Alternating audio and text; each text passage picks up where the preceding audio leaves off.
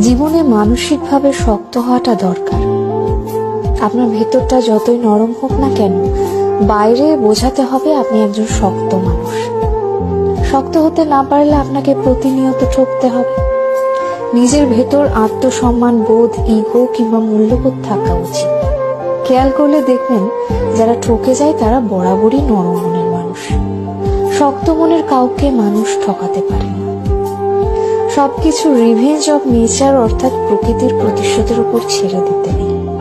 কিছু বিষয় আপনার নিজেরও প্রতিশোধ নেওয়ার দরকার আছে। যে আপনাকে যতটুকু অবহেলা করে, কষ্ট দেয়, তাকেও সেই পরিমাণ অবহেলা কিংবা কষ্ট ফিরিয়ে দেওয়া উচিত। জীবনে ভালো থাকার জন্য হলেও একটু কঠোর হওয়া দরকার। যে কোনো কিছু সহজে পেয়ে গেলে মানুষ মূল্য দিতে জানে না।